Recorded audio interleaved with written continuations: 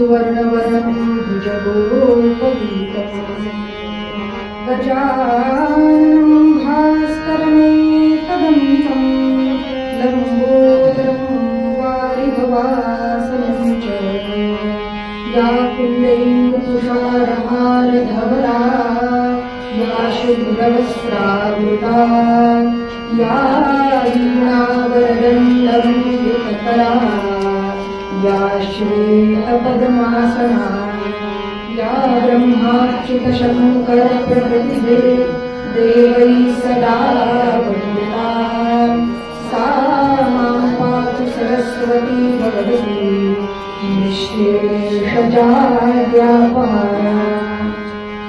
गुरुर्ब्रह्मा गुरुर्विष्णुः गुरुर्देवो महेश्वरः गुरुसाक्षात् परब्रह्म तस्मै श्री गुरवे नमः।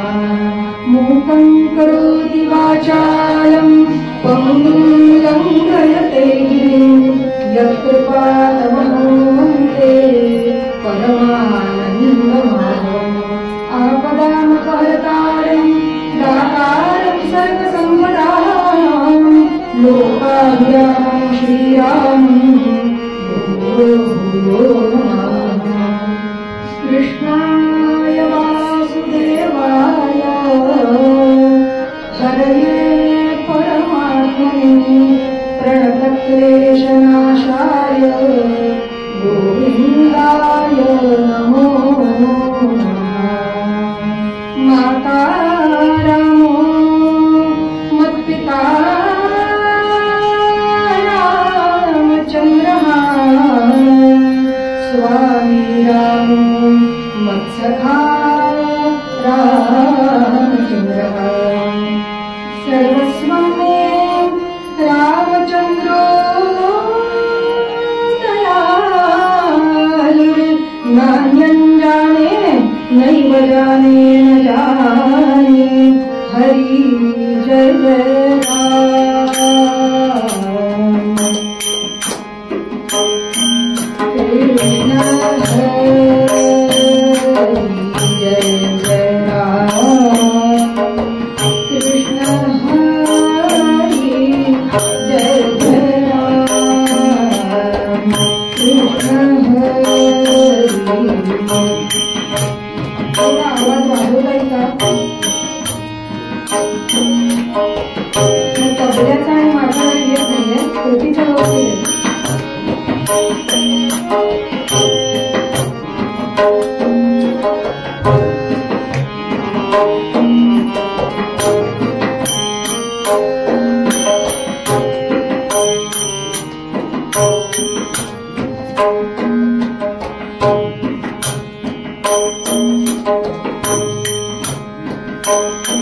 जय जय राम।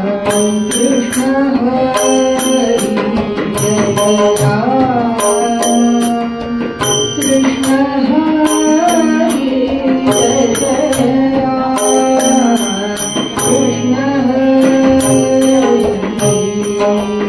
गोवर्धन धर गोपाल नरक गोवर्धन धर गोपाल नरक गोकुल संकटहारी राजा राम गोकुल संकटहारी जय जय राम। कृष्ण हरि जय जय राम। कृष्ण हरि जय जय राम।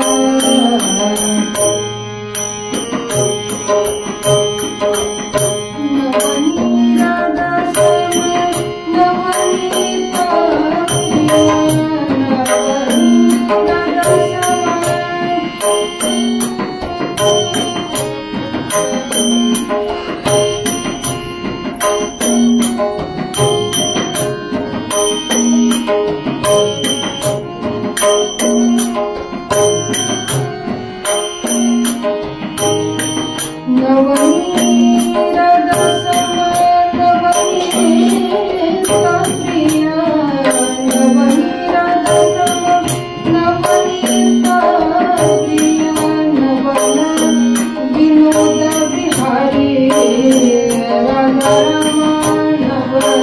विनोद बिहारी राजा राम नवल विनोद बिहारी जय जय राम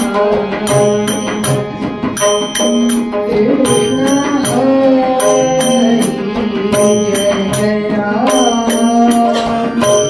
कृष्ण हरि जय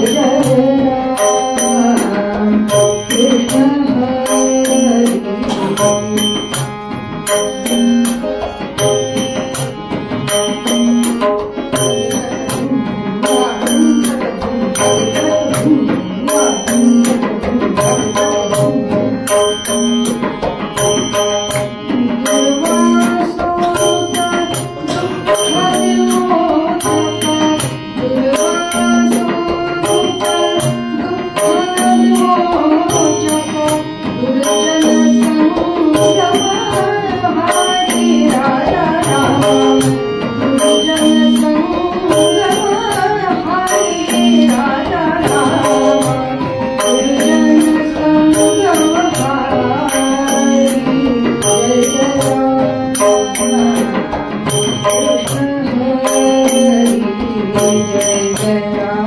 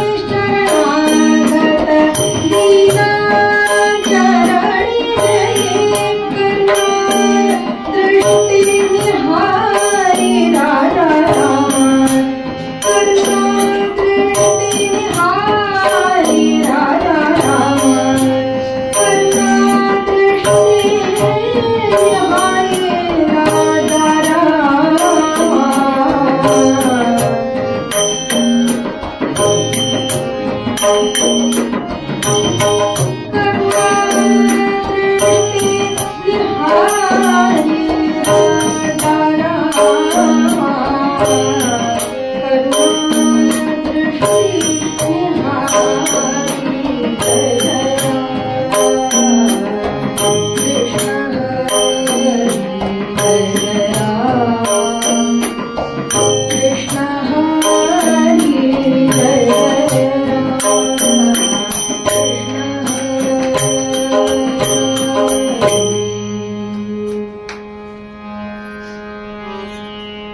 रामदास माबुली गमाय माझी रामदास माबुली रामदास माबुली गमाय माझी रामदास माबुली रामदास माबुली गमाय माझी रामदास माबुली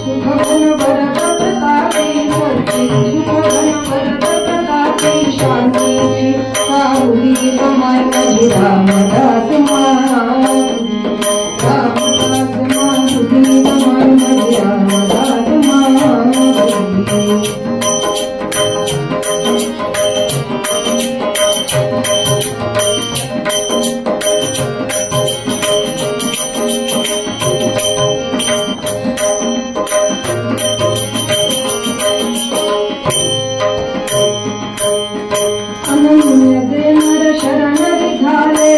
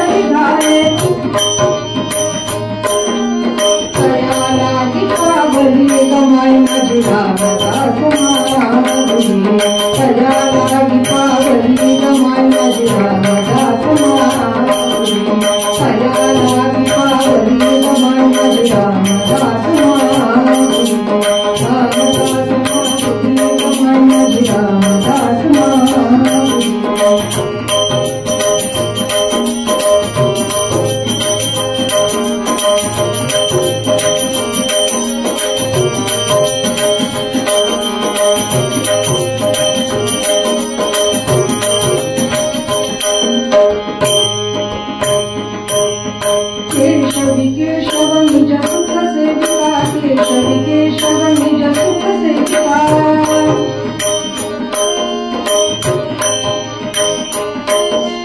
केशवी केशव निज सुख सेविका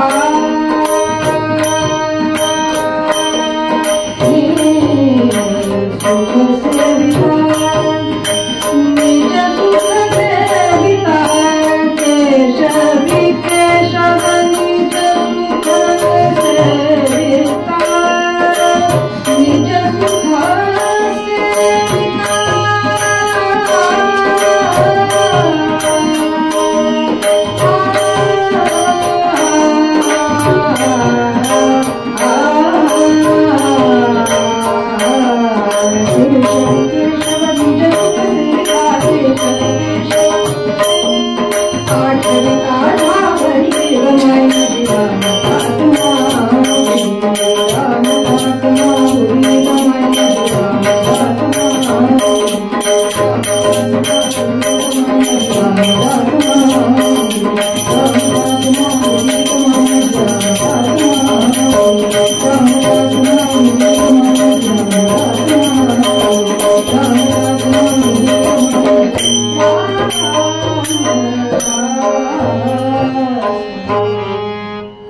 सगळ्यांनी मोठ्याने म्हणायचं राम राम राम राम सीताराम राम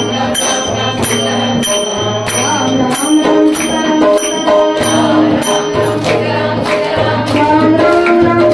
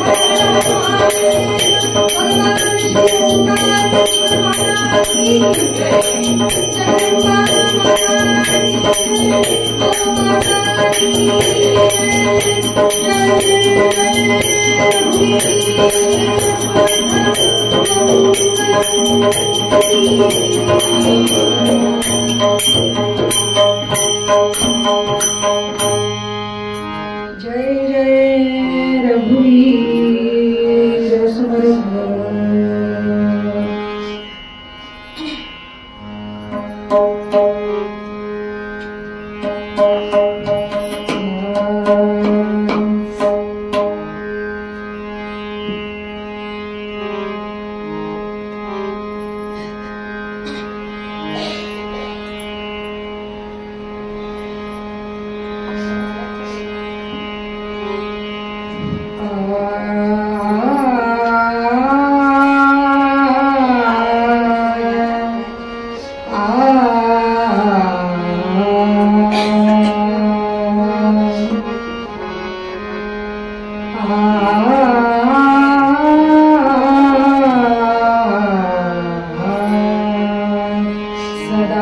श्री हरीचे नाव उठी गात जारी सदा श्री हरीचे नाव उठी गात जारी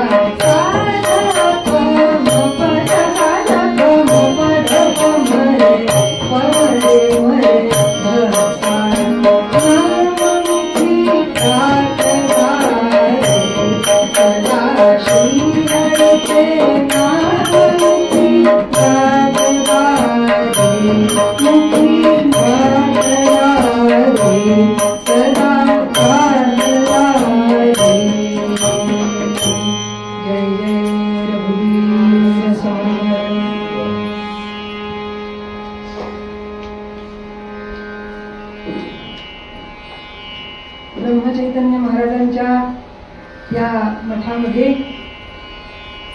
पहिल्यांदाच तुम्हा सगळ्या संत सज्जनांसमोर सेवा करायला मिळाली, हे माझं भाग्यच आहे. नुकताच दासनवमी उत्सव संपन्न झालेला आहे आणि उद्या महाशिवरात्री हा उपासनेचा पर्व काळ आहे. दासनवमी आणि महाशिवरात्र या दोन्हीच्या बरोबर मध्यावर येणारी आजची विजया एकादशी. आणि ह्या विजया एकादशीला महाराजांच्या चरणी बसून नाम घ्यायचं, यापेक्षा जास्त भाग्य काय ते सांगा. महाराजांनी आजन्म प्रत्येक मनुष्याला जर कुठलं साधन सांगितलं असेल बद्धापासून सिद्धापर्यंत, तर ते एक मात्र म्हणजे भगवंताचं नाम आहे. नाम सदा बोलावे, नाम सदा बोलावे, भावे गावे जनासी सांगावे, हाची सुबोध गुरूंचा, हाची सुबोध गुरूंचा. यापेक्षा दुसरा सुबोध नाही कुठला. हाची सुबोध गुरूंचा, नामा परतेन सत्य मानावे.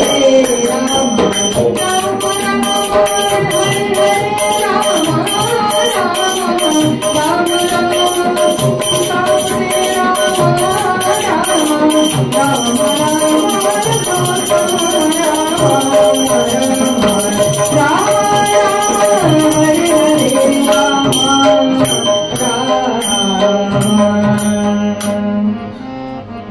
हाची सुबोध गुरूंचा.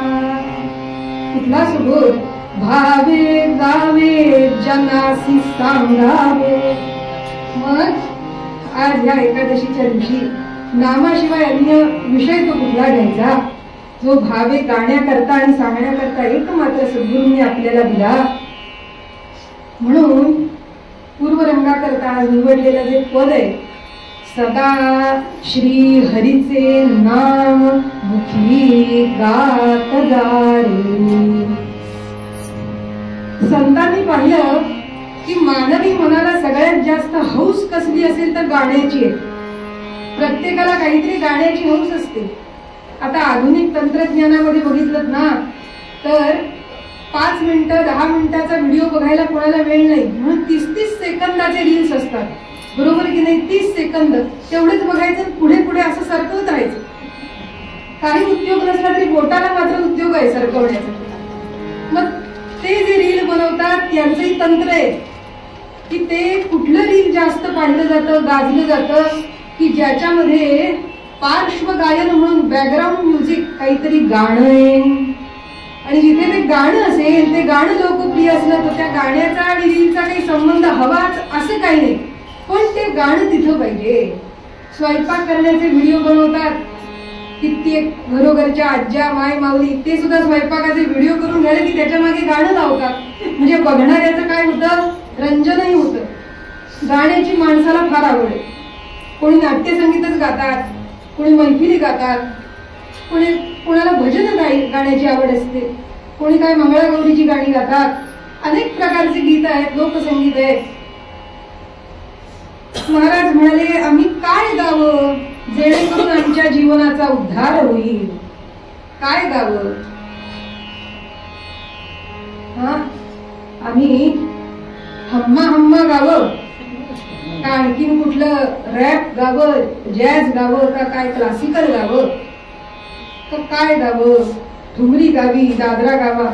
श्री हरीचे नाम मुखी गात जा रे. महाराज म्हणाले, बाबा रे, मुखामध्ये श्री हरीचं नाम गावं. हे पद कुणाचं आहे? तर आपल्या स्वरूप संप्रदायामध्ये, समर्थ संप्रदायामध्ये ज्यांना पंचायतन असं म्हटलं जातं, 5 संतांना एकत्रित करून त्या पंचायतनामध्ये सद्गुरू समर्थ रामदास स्वामी, दुसरे जयराम स्वामी वडगावकर हे वारकरी कीर्तनकार होते, तिसरे आनंदमूर्ती ब्रह्मनाळकर, केशव स्वामी भागानगरकर भागानगर म्हणजे आजचा हैदराबाद. त्या हैदराबाद स्थित असणारे केशव स्वामी, ज्यांचं मगाशी मी पद म्हटलं, केशवी केशव निज सुख सेविता, आठविता धावली गमाय माझी रामदास माऊली. ह्या पदाचे पद्यकर्ते केशव स्वामी भागानगरकर.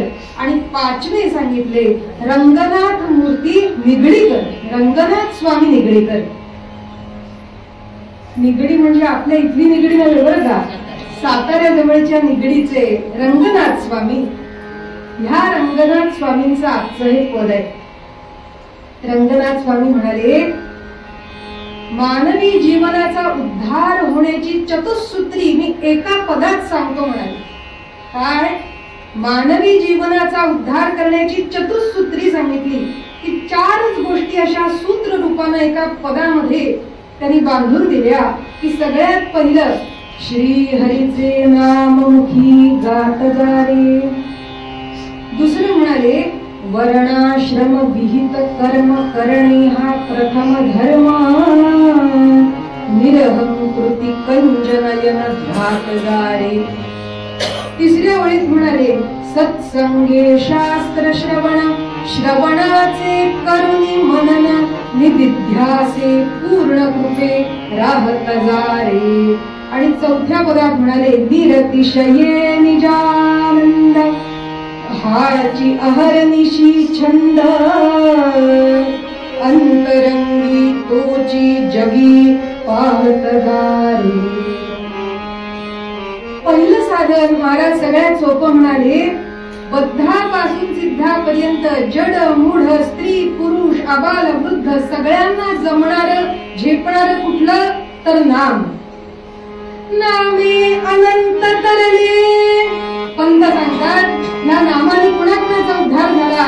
नामे अनंत तरले, कोळी माळी वणीज कुंभार.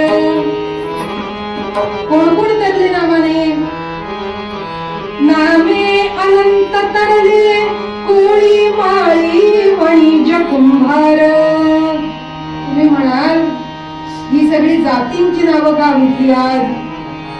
तर ही जातींची नावं नाही, आपल्या भागवत संप्रदायातील एक एक संतमणी येथे त्यांची नावं उद्धृत करताना पंत म्हणतात कोळी माळी वणीज कुंभार, अंत्यज यवन नापित, स्त्री शूद्रादी कनीच चांभार.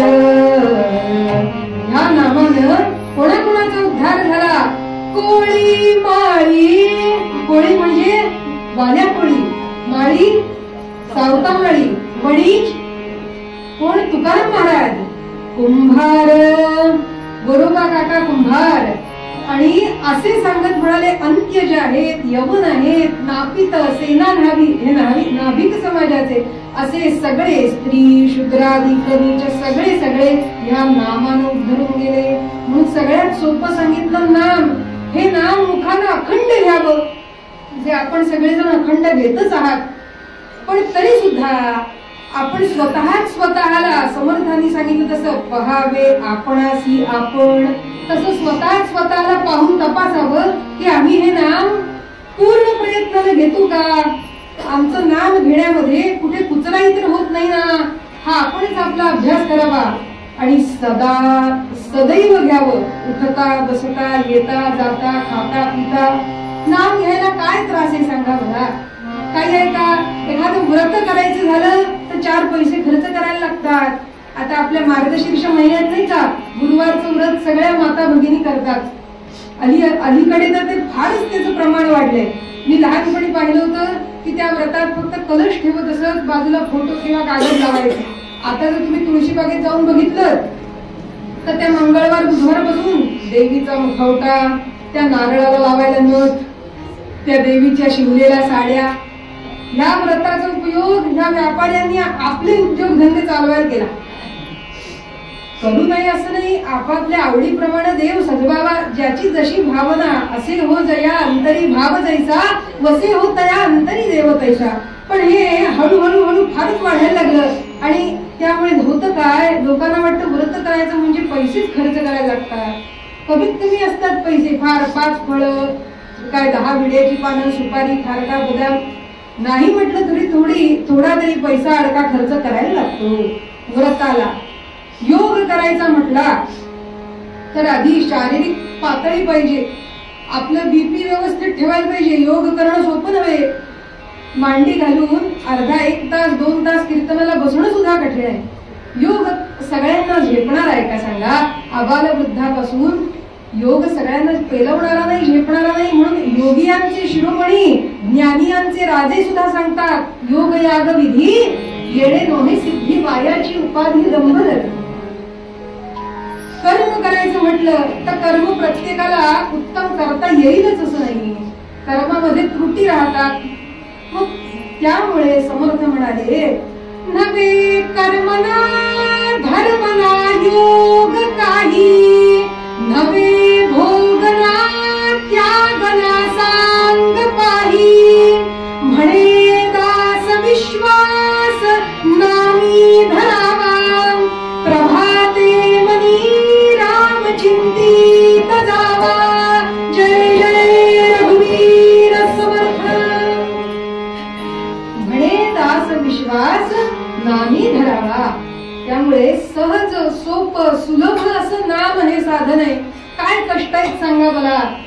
असं सांगितलेलं नाही की बसूनच घ्यावं, पद्मासनात घ्यावं, झोपून घेऊ नये, उठता बसता घेऊ नये. आपलं आन्निक करताना, जेवताना, खाता पिताना केव्हाही घ्यावं, जसं जमेल तसं घ्यावं. तरी सुद्धा सगळी माणसं जगतातली नाम घेतात का सांगा? ज्यांना माहित असून आम्ही कंटाळा करतो नाम घ्यायला. का आमचं मन जात नाही नामाकडे? नाम इतकं गोड आहे, अमृताहुनी गोड नाम तुझे देवा, नाम तुझे देवा. मन माझे केशवा, ही ओळख मला सांगायची. केशवा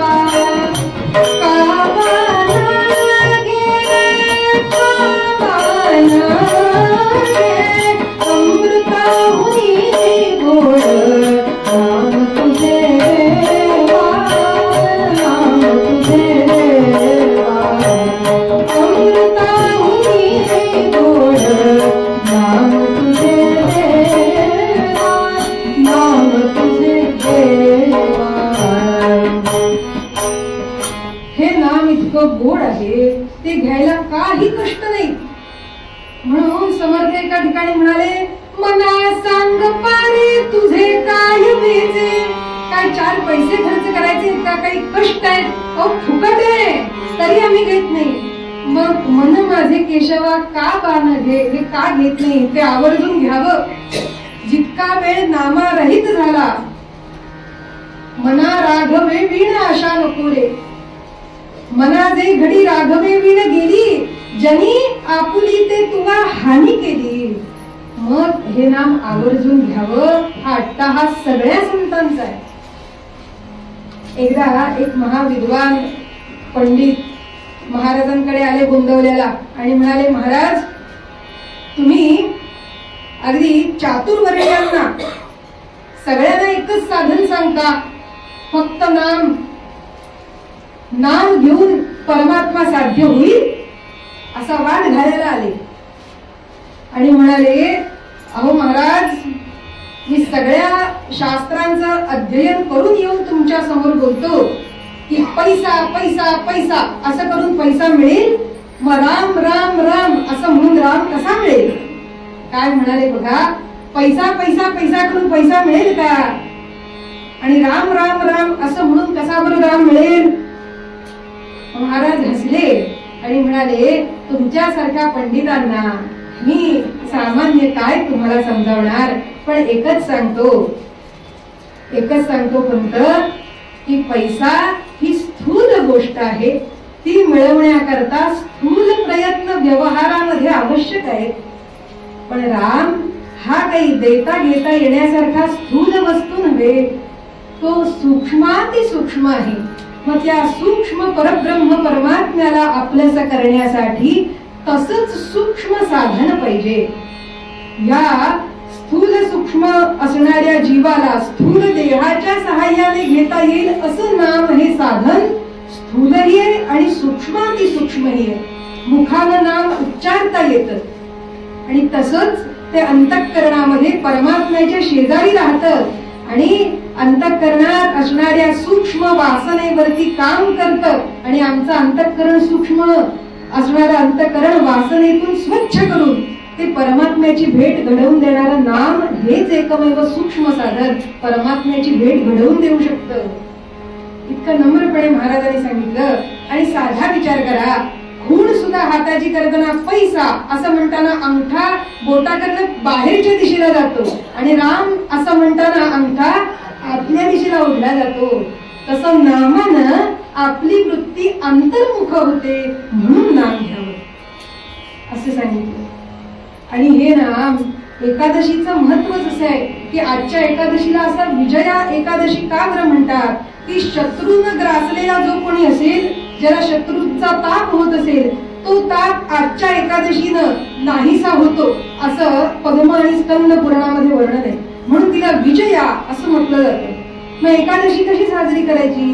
तर सगळ्यात सोपा उपाय एकादशीचा उपवास करायचा. म्हणजे उपवास करायचा याचा अर्थ आमटी भात भाजी हे काही खायचं नाही. मग काय साबुदाणा खिचडी, रताळ्याचे काप, श्रीखंड, ताक, सोलकढी, अजून काय हे सगळं खायचं का? पोटॅटो टोस्ट आणि काय साबुदाणा वडा, भरपूर प्रकार आहेत. अहो मेनूच असतो उपासाचा, उपासाची थाळी असं नव्हे. जितका मिताहार ठेवता येईल, कमीत कमी आहार ठेवता येईल, हलका ठेवता येईल तितकं घ्यावं आणि त्याच्या जोडीला नाम घ्यावं. तर आम्ही उपास केला पण आज नामच घेतलं नाही तर काय उपयोग? नाम महत्वाचं आणि ते नाम घेत असताना अंतःकरण एकाग्र होईल म्हणून अन्नाचा त्याग आहे. नाहीतर अन्नाचा त्याग सोपा नाही. कोणाची वासना कुठे कधी कुठल्या अन्नावरती जाईल सांगू शकत नाही. कोई खावी लड्डू पेढा बर्फी मक्काचे, एका पदात वर्णन नाही का? तुलसीदास महाराज म्हणतात काय माणसाची मौज आहे बघा. त्याने वर्णन केलं, पोटभर जेवण झालं. आता गोंदवल्याला आपण जातो की नाही, आमटी भात काय सुंदर लागतो. आमच्या आज्या वगैरे पूर्वीच्या तिथल्या गोडा मसाल्याची पाकिटं म्हणून आणायचं का तुम्ही पण? म्हणून हसतायत बहुतेक. म्हणाले असा मसाला आम्ही घरी केल्यावर होत नाही पण हे सुंदर लागतं. म्हणाले मग पोटभर जेवला आता पुरे का? तर एखाद्याला विचारलं राहू दे की चालू एखाद्याला विचारलं आता तुम्ही जेवला ना पोटभर, मग आता काही नको तुम्हाला, अगदी किती काही आणलं तरी नको का? नाही म्हणाले एखादा मसाला पेढा असला तरी चालेल. अहो म्हणजे मी जेवलाच ना आता पोटभर, नाही पण थोडस गोड खायला चालेल म्हणाले. काय होतं त्याचं वर्णन म्हणाले, कितीही जेवलो काही झालं तरी कुणाची वासना कुठे जाईल सांगू शकत नाही. बर्फी मक्काचे कोई खावी लड्डू पेढा बर्फी मक्काचे, साधू खावी रोटी तुकडा भोग चढाके. पण साधू आहे तो नाम घेणार आहे, जो संतांच्या मार्गाबरोबर आहे तो काय म्हणतो, लाडू पेढे बर्फी असं काही नाही. साधी कोरडी पोळी भाकरी रोटी काही असली तरी चालेल पण ती मी भगवंताला अर्पण करीन आणि प्रसाद म्हणून खाईन. भोग चढाके कोई विशाला तुषारा जरिया मक्काचे. आता थंडीचे दिवस होते तर आम्हाला काय वाटतं, नवीन स्वेटर घ्यावा, एखादी जरीची शाल घ्यावी. बाकीच्या शाली असतात पण आपल्याला प्रसाद म्हणून मिळालेली शाल असते ना, त्याचं जरा खूप वेगळं असतं. ती कशी असतो त्याविषयी महत्व असतं. मग ही जरीची शाल आणि काय अंडी शाल, ती गोंडी असलेली शाल, वेगवेगळ्या शाली जरी पटके हे घ्यावेसे वाटतात. कोईशने विशाला तुषारा जरिया मक्काचे, साधू मोडे फटी कमली भोग चढाके. पण साधू काय म्हणतो, माझं फाटकं चांगलं असलं तरी झाले पण तो भगवंताचा प्रसाद म्हणून ओढेल. इकडून तिकडे जायचं आपल्याला की आम्ही काय करतो,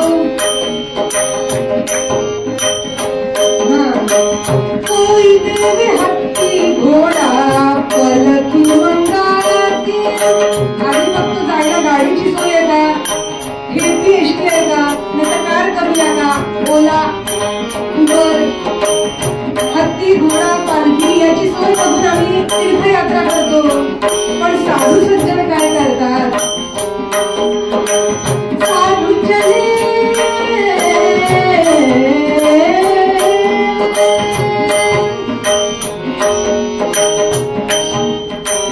साधू चले पया पया विभूती रामा.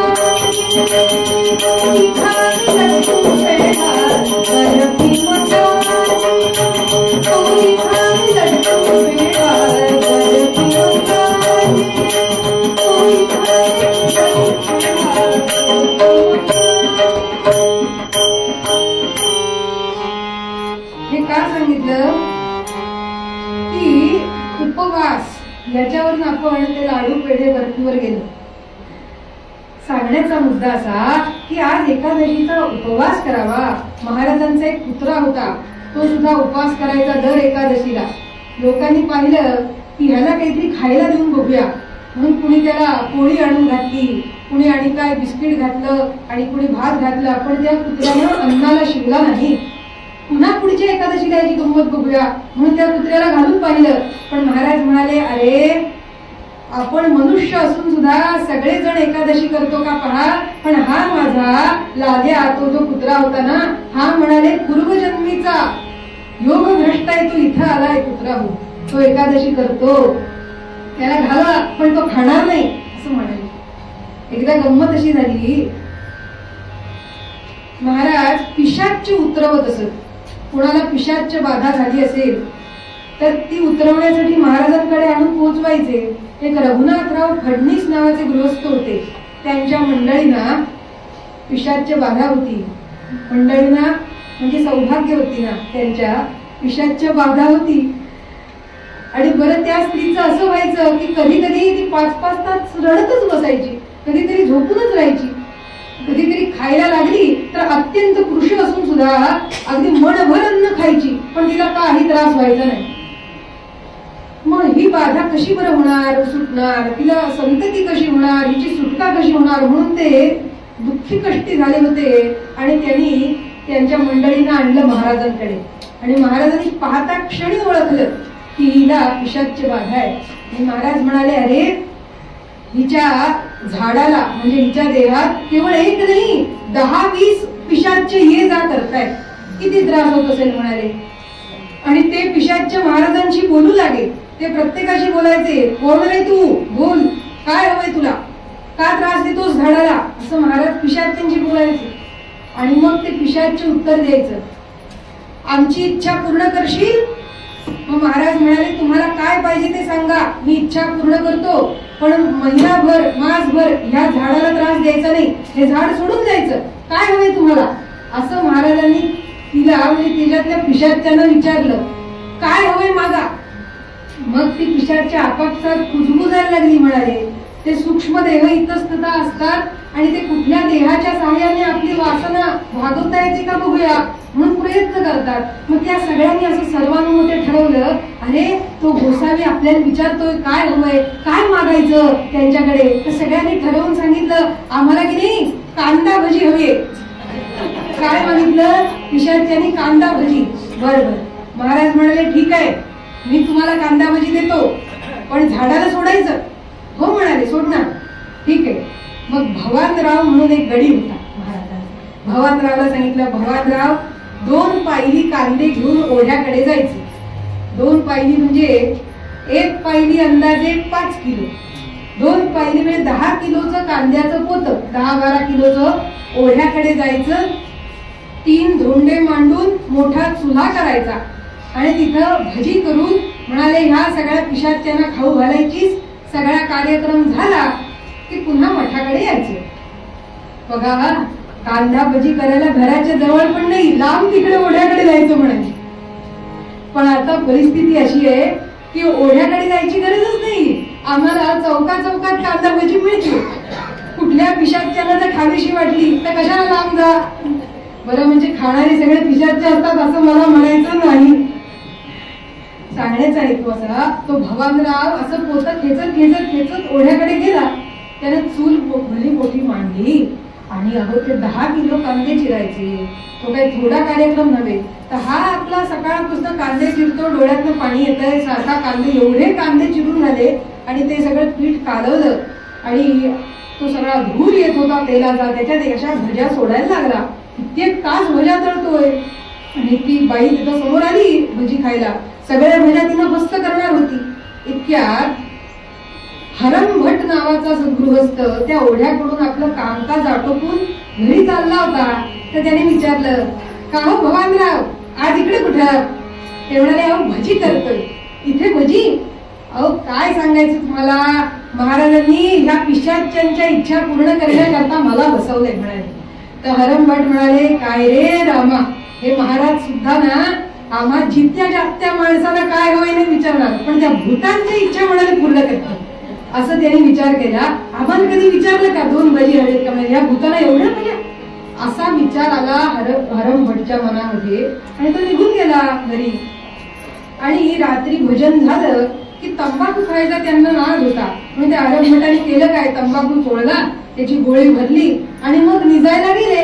जेवण वगैरे सगळं झालं होतं, भजन झालं होतं आणि निजायला गेले आणि क्षणार्धात त्यांचं पोट असं फुगत फुगत फुगत फुगत एखाद्या फुग्यासारखं मोठं झालं. मग ओवा खाल्ला, आणखीन काय हंग खाल्ला, ताट घेतलं, पण ते काही पोट कमीच होईना. शेवटी ते धावत धावत धावत या मध्यरात्री आले महाराजांकडे आणि म्हणाले, महाराज अहो बघा काय झालंय, विचित्र फुग्यासारखं पोट फुगले, काय कसला त्रास आहे कळत नाही. महाराजांनी त्यांच्या पोटावर असा हात फिरवला गमतीशीर आणि म्हणाले, हरम भट, अहो आतली वासना कशाला त्या भजीवर जाऊ द्यायची? तुम्ही असं म्हटलत ना, त्या भूता खेतांची काळजी महाराजांना, आमची नाही कधी पुरवली. त्यातल्या पिशाच्यांनी तुमची गंमत केली म्हणाली. ही वासना गेली भजीवर आणि इथं पोट फुगायला लागले. आणि मग रामचरणांचं तीर्थ मुखात घातल्यावर त्यांना बरं वाटलं. सांगण्याचा हेतू असा की आज उपवास करायचा आणि महाराजांच्या स्मरणामध्ये नाम घ्यायचं. पुढच्या चरणात रंगनाथ स्वामी म्हणाले, सत्संगे शास्त्र श्रवण, श्रवणाचे करुणी मनन. सत्संगामध्ये राहून बा म्हणा तू शास्त्राचं श्रवण कर आणि जे काही आम्ही श्रवण केलेलं आहे ना त्याचं अखंड मनन करावं. श्रवण कसं करावं तर महाराज म्हणतात, गोमातेसारखं करावं. आपली गोमाता ज्यावेळी तिला खायला मिळेल, चरायला मिळेल, त्यावेळी भरा भरा भरा भरा सगळं चरून घेते आणि मग ज्यावेळी ती निवांत बसते की नाही त्यावेळी पुन्हा पोटातलं वरती आणून त्याचं रवंथ करत बसते. हे रवंथ जे करणं आहे तर करुणी मनन, कसं मनन करावं, जे ऐकलेलं आहे ते पुन्हा पुन्हा पुन्हा पुन्हा मनःपटलावरती आठवावं.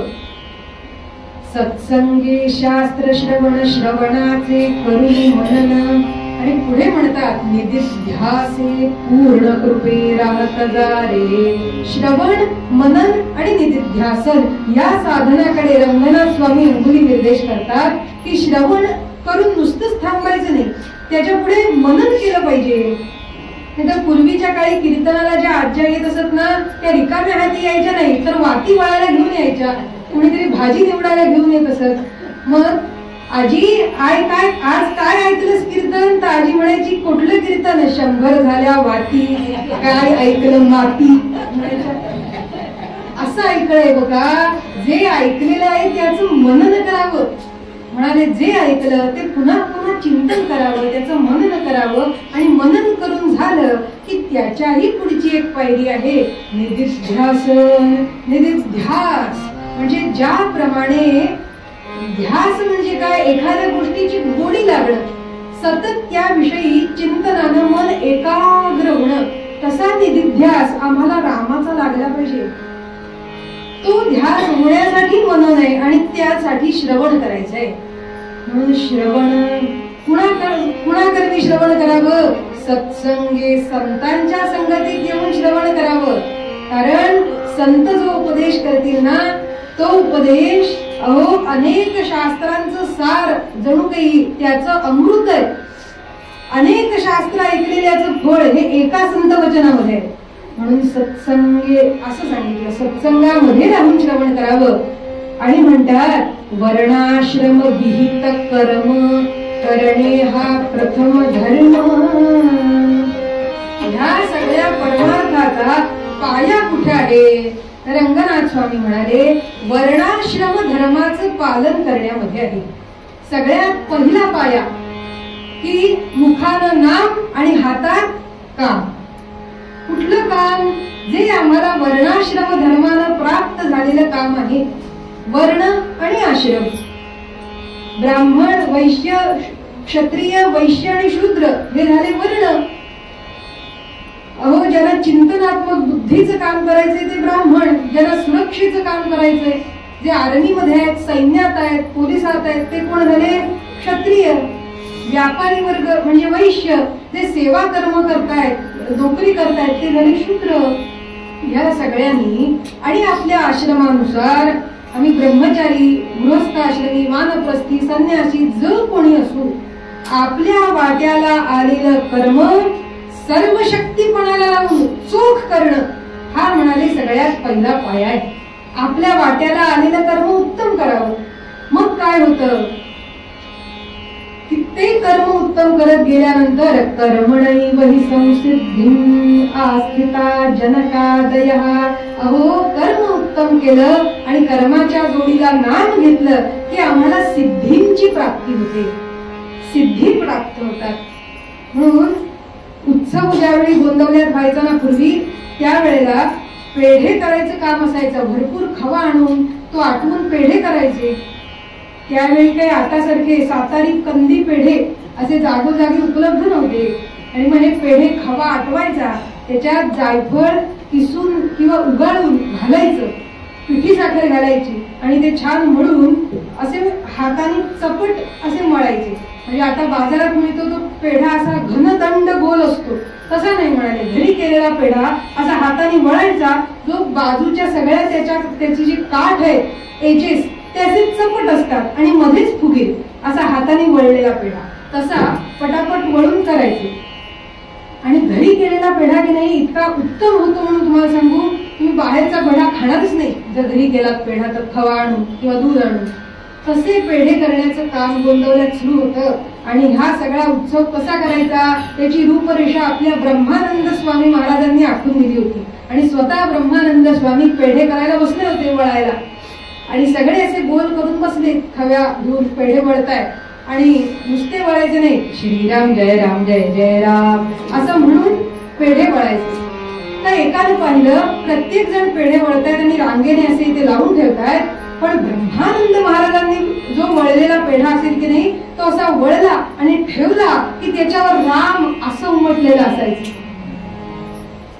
कर्म तेच, पेढे वळण्याचंच कर्म आहे, पण त्यांची वृत्ती इतकी राममय झाली होती आणि त्यांनी नामाला इतकं समर्पण केलं होतं सर्व शरणागतीनं की त्यांच्या सर्वांगातून राम प्रगट होत होता. त्या पेढ्यावर राम उमटायचा. हातात काम आहे आणि मुखात नाम आहे. वर्णाश्रम विहित कर्म करणे हा प्रथम धर्म.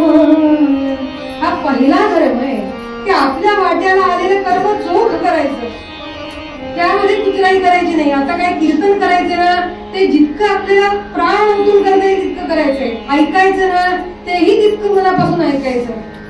जे काही आम्ही करू ते उत्तम करायचं. आम्ही जेवण करत असू, स्वच्छता करत असू, आणखीन काय बाजारातून साहित्य आणायचं असेल, आणखीन काही करायचं असेल, कपडे धुवायचे असतील, भांडी घासायची असतील, जे आपल्या वाट्याला आलेलं कर्म आहे ते सर्व शक्तीपणाला लावून उत्तम करणं.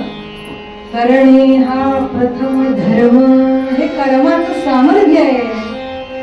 निरहंकृती कंजनयन ध्यात जारे. बरं, हे करत असताना मनानं काय करायचं तर म्हणाले अहंकार रहित होऊन निरहंकृती कंजनयन म्हणजे परब्रह्म परमात्मा भगवान श्रीराम ज्याचे डोळे कमलाच्या पाकळ्यांसारखे आहेत, असा तो श्रीराम डोळ्यासमोर आठवायचा. ध्यात जारे, इथं ध्यान सांगतात महाराज. बघा, एका पदामध्ये किती सगळ्या साधनांची, एखाद्या फुलांचा गुंफून हार करावा तशी सकल साधनं महाराजांनी ह्या पदात सांगितली. की हातामध्ये काम आहे, मुखात नाम आहे आणि अंतःकरणात रामाचं ध्यान आहे. ध्यात जाणे ह्या कर्मानं आम्हाला सिद्धी प्राप्त होऊन अंतःकरण शुद्ध होतं आणि ह्या शुद्ध अंतःकरणानं श्रवण केलेलं जे शास्त्राचं तत्वज्ञान आहे त्या तत्वज्ञानाचं मनन करून त्याचं निधिध्यासन केल्यानंतर शेवटच्या चरणात म्हणाले निरतिशय निजानंद. आम्हाला निरतिशय निजानंदाची प्राप्ती होते. नामानं सुरुवात आहे, निजानंद प्राप्त होतो. हाची अहरनिशी छंद अंतरंगी तोची जगी पाहत जाणे. जो अंतःकरणामध्ये परब्रह्म परमात्मा आहे तोच सगळीकडे दिसायला लागतो. जड स्थूल सूक्ष्म वृक्ष वेली प्राणी पशु पक्षी कीटक स्थावर जंगम सगळ्यामध्ये परब्रह्म परमात्माच दिसायला लागतो. सर्वत्र राम दिसतो. 13 कोटी जग केल्यानंतर रामरायाचं दर्शन घडतं ते काय तर आहे त्या सगळ्या वस्तूंमध्ये भेद न दिसता अभेद एकमेव राम दिसू लागतो. हे खरं दर्शन आहे, जे दर्शन कधीही नाहीच होत नाही. भगवंताचं सगुण रूपाचं दर्शन काही काळ झालं आणि पुन्हा नाहीच झालं असं होतं. पण हे जे दर्शन आहे विष्णुमय जग वैष्णवांचा धर्म.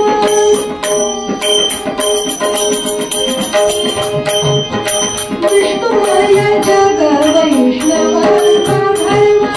वेदा वेदा धर्म अवंतरा.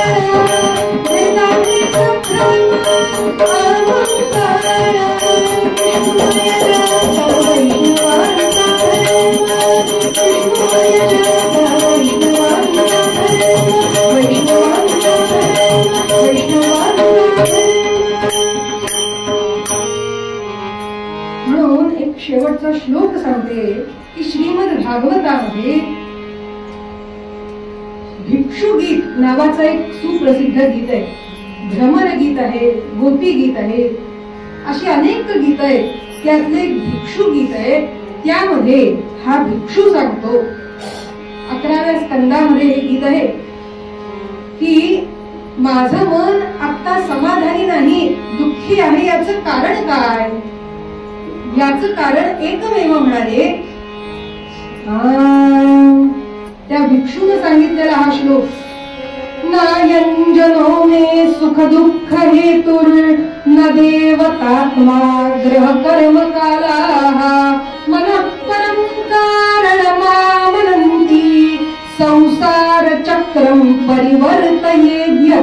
जय जय रघुवीर समर्थ. त्यांनी सांगितलं ज्यावेळी आपल्या मनाला समाधान नसेल, आमचं मन दुःखी कष्टी किंवा निराश होत असेल तर याचं कारण काय आहे? नायंजनो मे सुख दुःख हेतुर. आपल्या आजूबाजूला असलेली माणसं ह्याला कारण आहेत का? अहो आमच्या आजी तशा वागतात, आमचे सासरे बुवाच असे आहेत, मुलंच आमचं ऐकत नाहीत, आमचे शेजारी आमच्या घरासमोर कचरा आणून टाकतात, आमच्या मैत्रिणी आमच्याविषयी कुजबुजतात. हे सगळे आमच्या दुःखाला कारण आहेत का? नाही म्हणाले.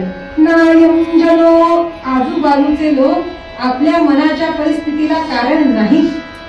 सुख दुःख हेतुर मग कोण कारण आहेत? न देवतात्मा. लोकांना वाटतं आम्ही कुलदेवीला जायचं विसरलो म्हणून तिचा कोप झाला की काय, म्हसोबाचा कोप झाला नाही ना, आणि कुठल्या देवता आमच्यावर काही करत नाहीत ना, आमच्यावरती काही मंत्राचा प्रयोग छे छे छे छे छे छे म्हणाले असल्या. न देवतात्मा कुठल्या देवाचा काही संबंध नाही म्हणाले. ग्रह कर्म काला. काही जणांना वाटतं हो आमच्या पत्रिकेतच असं आहे की हा जो शनी आहे ना तो जरा म्हणाले थोडा जास्त आहे, हा मंगळ जरा उच्चीच आहे, हे आमचे राहू केतूंचा दोष आहे. ह्या ग्रहांचा दोष आहे का?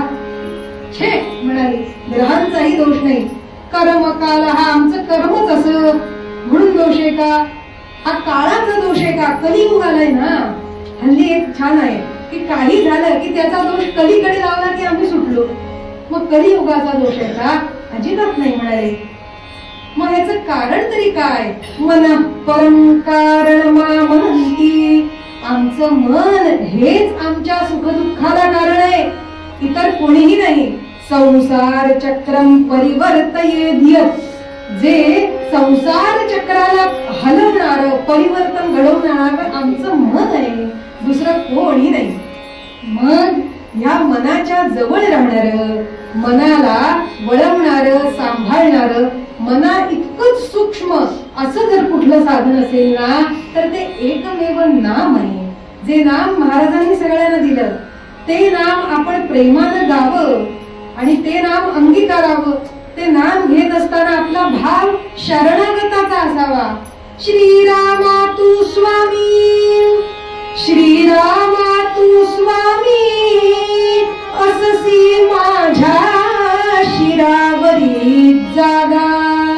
तुझिया चरणा वाचुनी निर्भय दुसरी नसे मला जागा.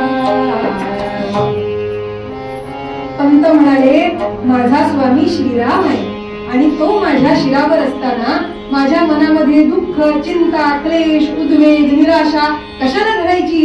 त्याला सगळे भाव अर्पण करायचे आणि म्हणून नाम तुझे बा, म्हणून नाम तुझे बा, मुखात राहो सदाही मधुरतम. रतमन जेथे मुनीचे, रतमन जेथे मुनीचे, रतमन जेथे मुनीचे, ज्यांचे गेले समस्त दूरतम. बघा जिथे मुनिजनांचं मन रत झालं आणि जे तम दूर करणार आहे असं नाम. म्हणून नाम तुझे बा, मुखात राहो सदाही मधुरतम. असं मधुरतम नाम आपल्या मुखात अखंड राहू दे अशी प्रार्थना आज महाराजांना करूया. आणि पूर्व पद्यामध्ये रंगनाथ स्वामी सांगतात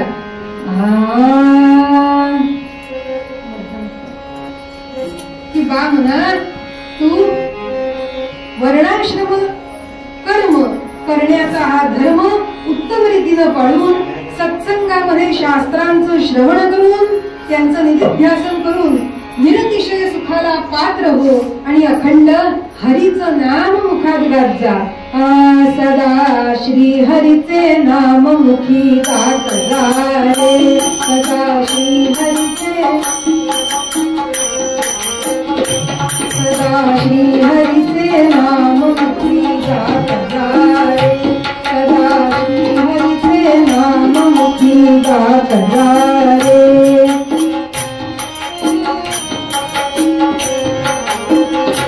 सदा श्री हरीचे नाम मुखी गात जा रे.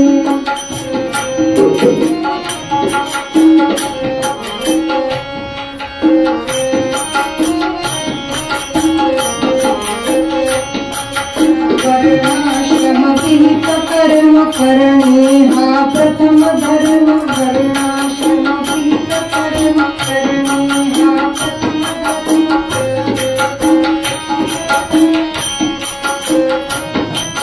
निरहं कृतिकंदनयन ध्यात जाते, श्रीहरीचे नाम मुखी गात जा रे.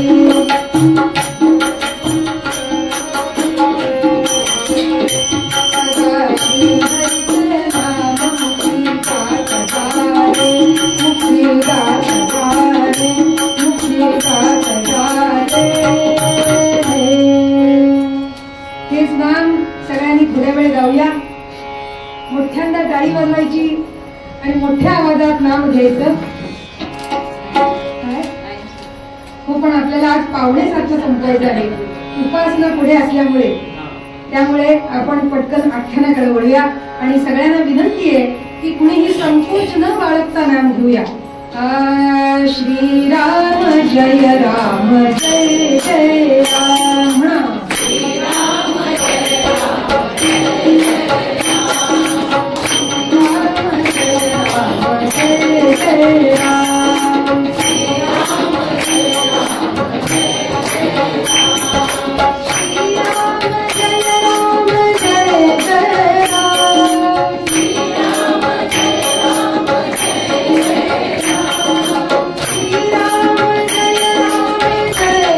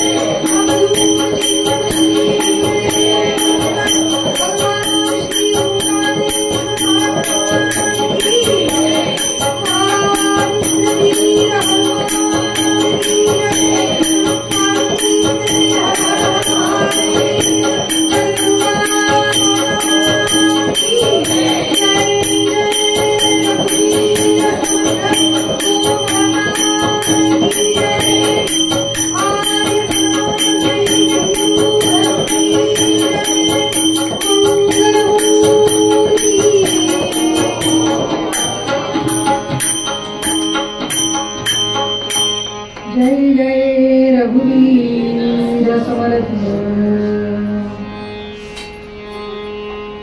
500-700 वर्षापूर्वीचा काळ आहे आणि मध्य प्रदेशात विंध्याचल पर्वताच्या पायथ्याशी घडलेली घटना.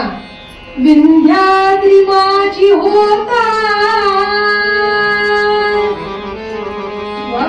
विंध्याद्री माझी होता, नामे हरिपाल भक्त देवाचा. कोण? हरिपाल. विंध्याद्री माझी होता, नामे हरिपाल भक्त देवाचा. जातीचा व्याध परी, जातीचा व्याध परी, जातीचा व्याध परी. विठ्ठल विठ्ठल सदाव देवाचा. राम राम हरी हरी राम राम, राम राम सीता राम राम, राम राम गौतम राम राम, राम राम हरे हरे राम राम. विंध्याचल पायथ्याच्या कुशीत हा हरिपाल जन्माला आलेला व्याध जातीमध्ये. याचा वडिलोपार्जित व्यवसाय काय होता? तर वाटमारी करायची, चोऱ्या करायच्या, येणाऱ्या जाणाऱ्यांना लुटायचं आणि आपला उदरनिर्वाह चालवायचा. व्याध म्हणजे कोण? तर सगळ्यांना समजायला म्हणून तुम्ही गुंजा बघितले की नाही? गुंजा तशा जातीचा होता व्याध, वाटमारी करणारा. आता लक्षात आलं? तर हा व्याध.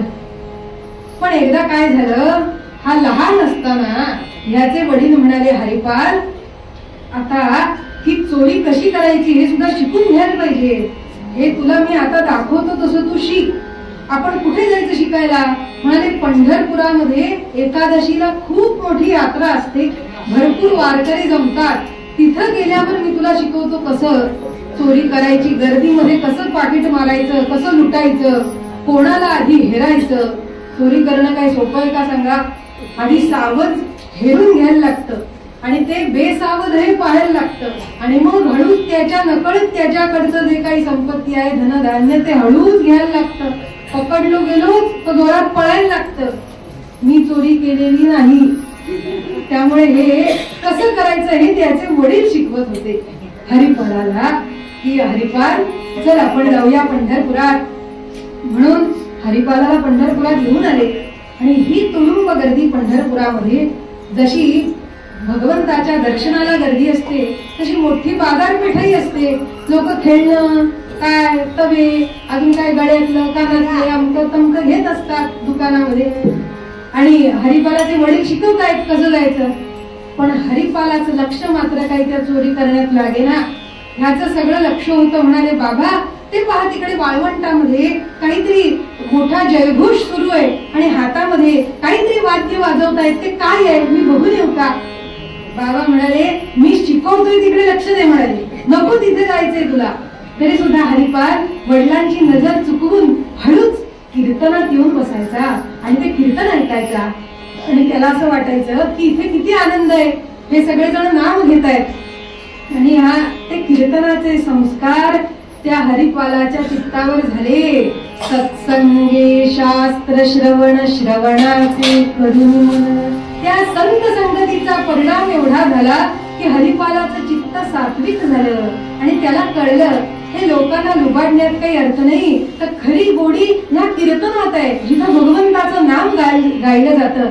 म्हणून हा हळूच वडिलांची नजर चुकवून कीर्तन ऐकायला लागला आणि त्या कीर्तनात त्यानं ऐकलं की अखंड मुखानं भगवंताचं नाम गावं.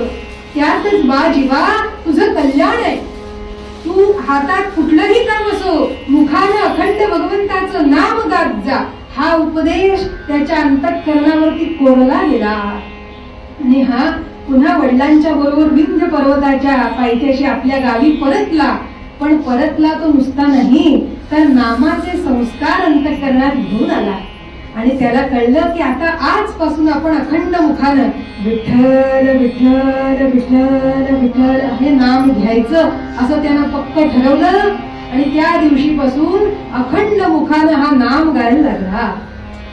वडील म्हणाले, ह्या इथं होता ते बरा होता, पंढरपुरात जाऊन आल्यापासून सारखं काहीतरी मुखानं पुटपुटतोय, काय वेड्यासारखं करतोय हा, काय झाली असेल बाधा बिधा तर नाही ना ह्याला, काहीतरी वेड्यासारखं करायला लागलाय. त्याची आई म्हणाली, आपण असं करू, हरिपाल आता वाढत्या अंगाचा झाला, त्याचे 2चे 4 हात करू, म्हणजे ह्याचा हा सैर होईलपणा कमी होईल आणि प्रपंचामध्ये लक्ष लागेल. म्हणून जवळचीच एक मुलगी पाहिली, त्याचा विवाह केला आणि त्यांच्या पद्धतीप्रमाणे त्याचं वेगळं झोपडं त्याला काढून दिलं. आता तुझं तू काय ते उदरनिर्वाह कर, तुमचा संसार कर असं सांगितलं. आता आपणच पोटा पाण्यासाठी चोरी करण्याशिवाय काही गत्यंतर नव्हतं. म्हणून ह्या हरिपालानं करावं काय, हाती घेऊन बाण अंधनुषही मारी अभक्तासतो, भक्ता आणूया सदा निज घरी, त्या ते मुदे पूजितो, ज्या ते विठ्ठल नावडे धरून त्यांच्या धना लांबवी, ऐसा नेम असे सुभक्त दिसता, त्या ते घरी थांबवी. जय जय रघुवीर समर्थ. त्यानं विचार केला, आता आपल्याला चोऱ्या माऱ्या करायला झाल्यात ना, मग आपण एक नियम घेऊया की येणाऱ्या जाणाऱ्यांची जी कुठली वाट आहे त्या वाटेवर लपून राहावं, बाण धनुष्य भाला सगळे आयुध घ्यावी, पण ज्याला लुटायचं आहे त्याला विचारावं की बारे तू देवाचा भक्त आहेस का, तू विठ्ठलाचं नाम गातोस का, कधी पंढरपूरला गेलायस का, कुठे द्वारकेला गेलायस का, कुठल्या देवाचा भक्त आहेस का. तो जर म्हणाला होय मी भक्त आहे तर त्याला सोडून द्यावं, त्याचा सत्कार करावा, फार वाटलंच आपुलकी तर त्याला घरी घेऊन यावं. पण जर एखादा म्हणाला की मी काही बुवा भक्त नाही असं म्हटलं की त्याच्या धना लांबवी, मग त्याचं धन घ्यावं, अभक्तांचं धन घ्यावं आणि भक्तांचा सत्कार करावा असा नेम त्यानं घेतला. आणि अखंड मुखानं भगवंताच्या नामाचं गायन तो करायला लागला. रोज सकाळी भल्या पहाटे उठून उंच झाडावर ढोलीत बसून राही, आपली सगळी आयुध बरोबर असत आणि येणाऱ्या जाणाऱ्यांकडे बघत कोणी वाटसरू दिसला की धाड दिशी उडी मारायची आणि त्याला विचारायचं. त्याच्या कपाळाला बुक्का दिसला तर त्याला नमस्कार करायचा, त्याच्या गळ्यात माळ दिसली की हा निश्चितच भक्त आहे, हा नाम घेणार आहे, मग ह्याला मारायचं नाही तर ह्याला सोडून द्यायचं. हे आजूबाजूच्या सगळ्यांना कळलं. त्यामुळे आजूबाजूची जी मंडळी होती ती म्हणाली, अरे तुम्ही प्रवासाला निघालेले वाटसरू का, ह्या वाटेनं चाललात का, तिकडे झाडावरती एक चोर लपून बसलेला आहे, तो विचारील तुम्ही देवाचे भक्त आहात का. जर नाही म्हणाला तर प्राणास मुकायला लागेल, त्यापेक्षा आहे असं म्हणा, हा घ्या बुक्का 10 रुपयाचा, ही घ्या आमची 50 रुपयाची माळ, निजा. असं त्या रस्त्याच्या दोन्हीकडे सुरू झालं हो. त्यामुळे येणारे जाणारे सगळेच भक्त. हा हरिपाल विचार करतोय, पहिले महिने 2, 4, 6 महिने बरे गेले आणि आता हे सगळेच कसे काय बुक्के लावून यायला लागले इकडे, आणि सगळे एवढी कीर्तनाला मंडळी जायला लागली कशी काय, म्हणाले बुक्का लावून येत आहेत आणि सगळेच माळ घालून येत आहेत, काय करावं. होता होता होता अहो त्याला उपासमारीची वेळ आली. कोणी सावध सापडेना, कुणाला लुटणार, सगळेच भक्त. तो विचार करतोय आपण हा नियम केला खरा, पण आपल्या वाट्याला कोणी सापडत नाही. कित्येक दिवस म्हणाले माझ्या घरी आज चूल पेटली नाही, याचं कारण मी अभक्तांचंच धन घेतो, भक्तांचा छळ मी करीत नाही. पण बा भगवंता माझी तू परीक्षा बघतोस का. अहो होता होता होता काही महिन्यातच हा अगदी हाडांचा सापळा दिसावा असा हडकुळा झाला. कित्येक महिने पोटात अन्न नाही आणि हा हरिपाल असा हीन दीन झालेला, तरी सुद्धा वर्णाश्रम विहित कर्म त्यानं आपलं कर्म त्यागलं नाही आणि हा झाडावर लपून रोज वाट पाहत असायचा, विठ्ठल विठ्ठल विठ्ठल असं म्हणत असायचा. आणि ही त्याची चाललेली तपश्चर्या पाहून भगवंतालाच दया आली की काय कोण जाणे. एक दिवस झालं काय, मार्गी लपुनी वाट पाहतो, मार्गी लपुनी वाट पाहतो, कोणी येईल कधनी कतो, परिसद्भागे गजर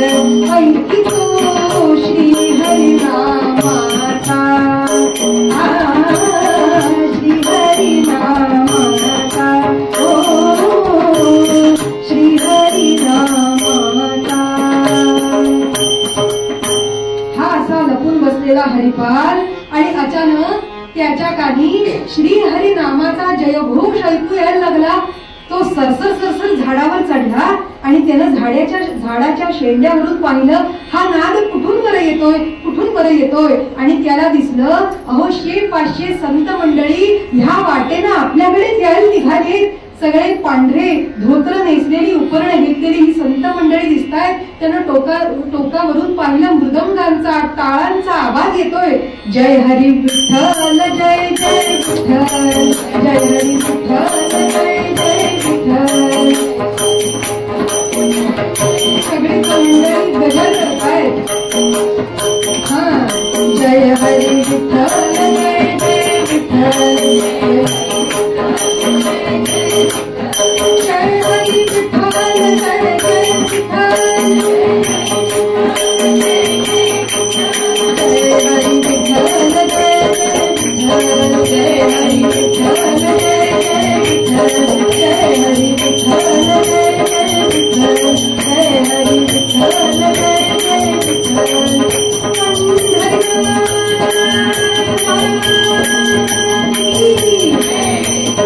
जय हरी विठ्ठल जय जय विठ्ठल जय हरी विठ्ठल जय जय विठ्ठल. आणि हा सगळा घोष कानी आल्यानंतर अहो त्याला इतका आनंद झाला म्हणून सांगू. तो धाडकन झाडावरून खाली उडी मारत धावत धावत धावत धावत त्या संतांच्या समोर गेला आणि पाहतोय कोण आहेत ही संत मंडळी. म्हणून आधी त्यांच्या समोर लोटांगण घातलं, नमस्कार केला आणि वर पाहतो तर काय कोण होते. निवृत्ती ज्ञान देव संत मंडळी पाहता. निवृत्ती ज्ञान देव संत मंडळी पाहता. हरिपालाचे चित्ता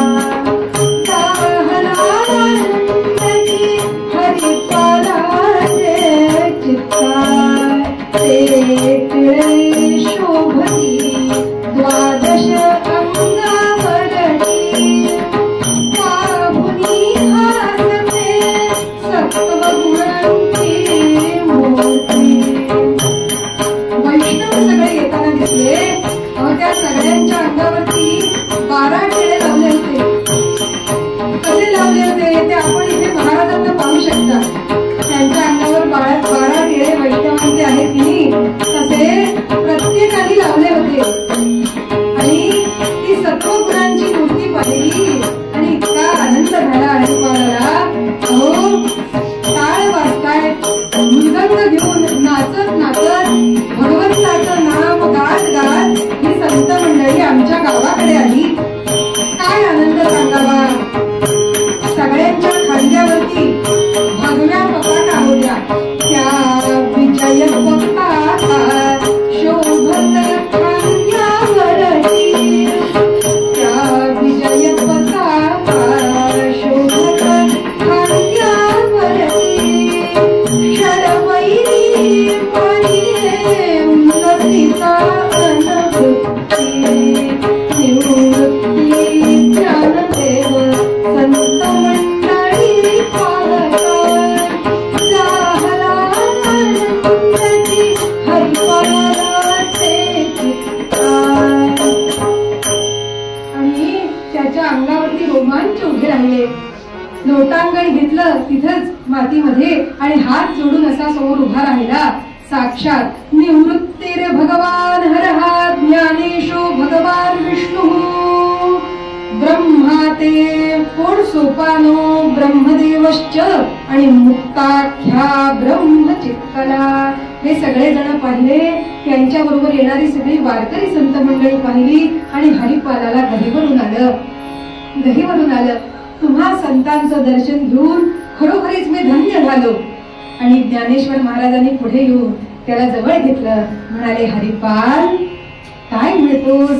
अरे हरिभक्तांची अवचित गाठ पडणं हा मोठा भाग्ययोगच म्हटला पाहिजे. हरिपाल तुझ्याकडे सगळं कुशल मंगल आहे ना. पण त्याची अवस्था पाहिली. कित्येक दिवस अन्न पाणी नाही. फटकुरली आलेला आहे, पण आपलं कर्तव्य करतोय, हातात धनुष्यबाण आहे, भाला आहे. आणि त्याला प्रेमाने विचारपूस केल्यावर हरिपाल म्हणाला, भाग्य होय माझे थोर, म्हणून ये ज्ञानेश्वर, कृपा कटाक्षे मज पाही, करीतो मी नमस्कार. गरिबाची एक आहे, साधी भोळी विनवणी, यावे माझ्या घरा आता, नम्र विनंती चरणी. महाराज, तुमच्या दर्शनानं मी पावन झालो, पण माझ्या गरिबाची एक विनवणी तुम्ही ऐकाल का हो?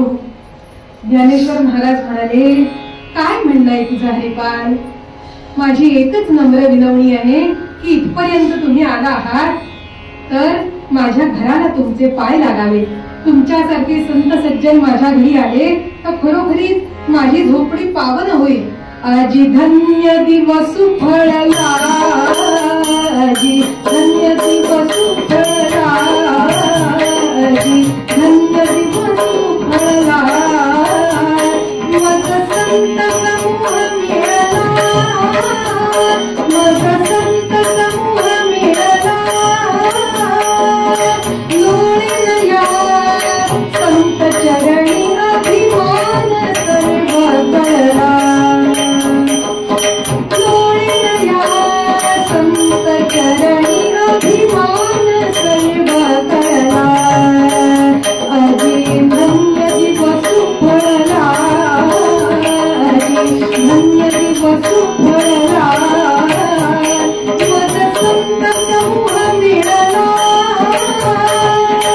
लोळीन या संत चरणी अभिमान सर्व कळला. आणि ही सगळी संत मंडळी या मध्य प्रदेशातून कुठे चालली होती? चला अयोध्येसी जाऊ, चला अयोध्येसी जाऊ, रघुराज नयनी पाहू, रघुराज नयनी पाहू, विनविनसे कृष्ण तनयनी आत्मभाग्य लाभू, आजी धन्य दिवस फळला, आजी धन्य दिवस फळला, मग संत समूह मिळाला,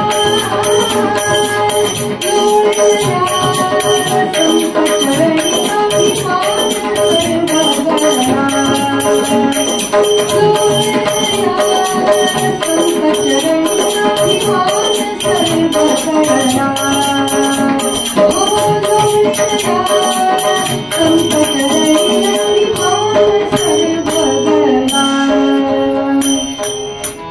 आणि ह्या संतांच्या पायी मी लोळण घेतो, माझा अभिमान तुमच्या चरणी अर्पण केला. महाराज नाही म्हणू नका, या हो आमच्या घरी, असं म्हटल्यानंतर त्याची ती भक्तिभावानं केलेली विनवणी अहो ज्ञानेश्वर महाराज कशी दावलू शकतील? ते म्हणाले, हरिपाल चला आम्ही सगळेजण तुझ्या घरी येतो, तू हो पुढं. म्हणून हा पुढे पुढे पुढे धावत येऊन त्याला मार्ग दाखवायला लागला की महाराज या या, इथून या, इथून या. म्हणून ही सगळी जण जय हरी विठ्ठल, जय जय विठ्ठल, जय हरी विठ्ठल, जय जय विठ्ठल, जय हरी विठ्ठल, जय जय विठ्ठल,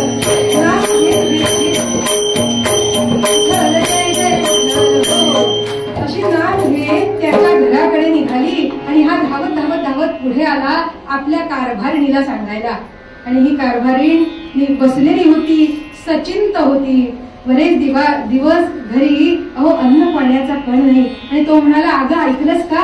पहा पहा पहा, ती संत मंडळी आपल्या घराकडे येत आहेत, कांबळ हंतरा. म्हणून अंगणामध्ये एक कांबळ झटकून हंतरलं, त्यांना बसायला आसन दिलं, कांबळ हंतरून पाणी प्यायला ठेवलं. आणि तो म्हणाला, यांच्या भोजनासाठी काय बरं व्यवस्था करता येईल?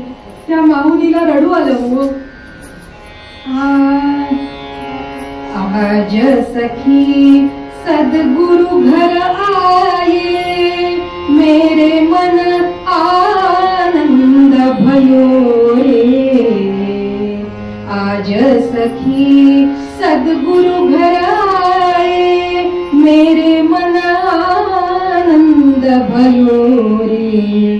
जन्म जन्म के संशय छूटे, जन्म जन्म के संशय छूटे, दुख दरिद सब भूल गयो रे। ब्रह्मानंद दास दासन के चरण कमल लिपटाय गयो रे। आज सखी सद्गुरु घर आए, मेरे मन आनंद भयो रे। या सगळ्या संत सज्जनांचं चरण कमल लिपटाय गयो रे।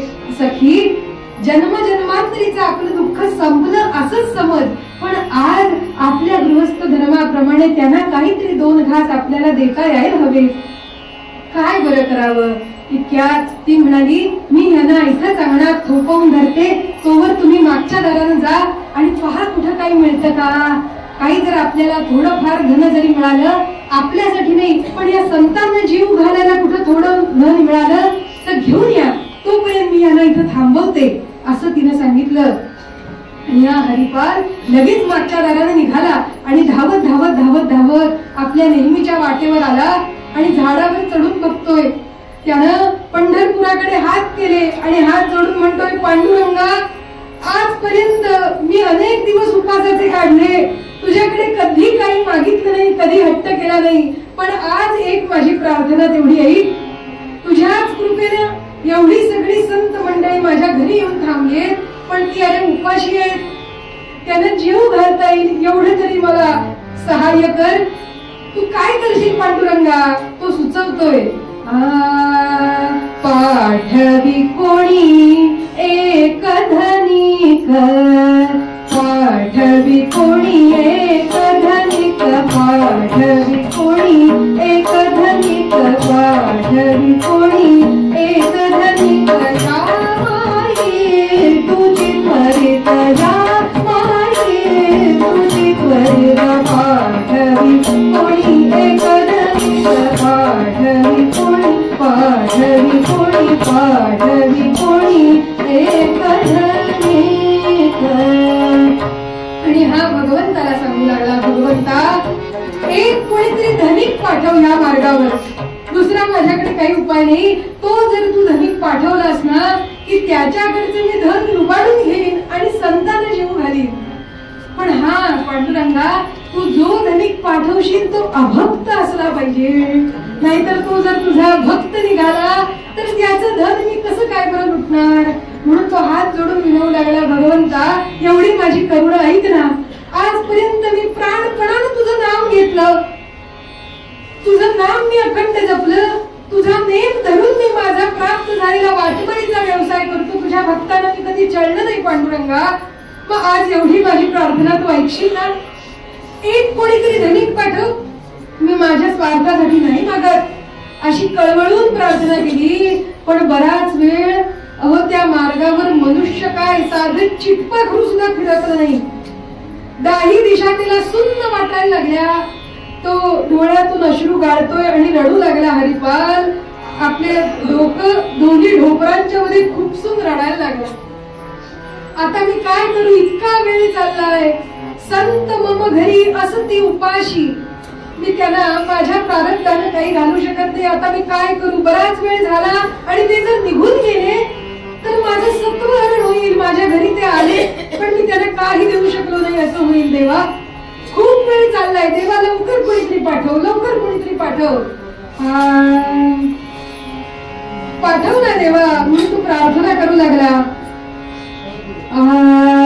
या नशिबाला काय म्हणावे, या नशिबाला काय म्हणावे, या नशिबाला काय म्हणावे, जीवन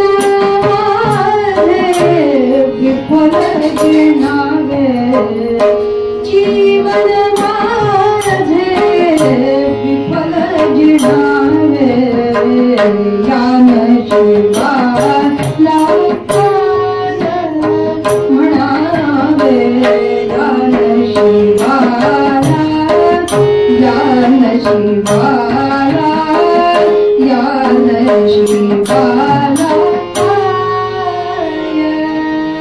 म्हणाल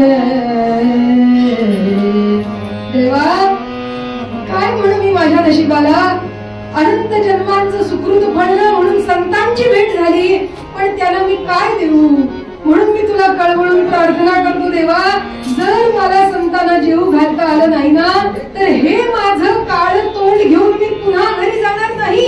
इथंच प्राणत्याग करीन देवा, इथंच प्राणत्याग करीन. म्हणून त्यानं हट्टच धरला. आणि आता बराच वेळ निघून गेला, अजून किती वेळ संतांना ताटकळत ठेवणार. इतक्यात हा आपला प्राण देण्याचा निश्चय करणार. इतक्यात पंढरपुरामध्ये पांडुरंग रुक्मिणी देवीला सांगू लागले, रुक्मिणी रुक्मिणी तुला माझा नवा भक्त बघायचा ग. रुक्मिणी देवी म्हणाल्या, अहो आजपर्यंत कैक तऱ्हा बघितल्या तुमच्या भक्तांच्या, आता आज कुठली वेगळी तऱ्हा म्हणताय. कधी कुंभाराचं सोंग काय घेऊन जाता, कधी वाण्याचं घेता, कधी माळ्याचं घेता, आज आणखीन काय बरं नवी तऱ्हा आहे. ते म्हणाले, तऱ्हा नाही नाही, अगं माझा अधिकारी भक्त आहे आणि सच्छास्त्र संपन्न ब्राह्मणाइतकाच जणू तो पूज्य व्हावा असा त्याचा अधिकार आहे. शुनीचैव श्वपाकेच्या पंडितः समदर्शिनः असणाऱ्या पंडितांना तो पूज्य ठरेल असा माझा भक्त आहे. आणि स्वे स्वे कर्मणी अभिरतः स्वतःच्या कर्मामध्ये रत आहे रुक्मिणी. आणि कसं आहे सांगू का, अपिचेत सुराचारो भजते माम अनन्य भाग साधुरेव समंतव्यः सम्यक व्यवसितो हि सः.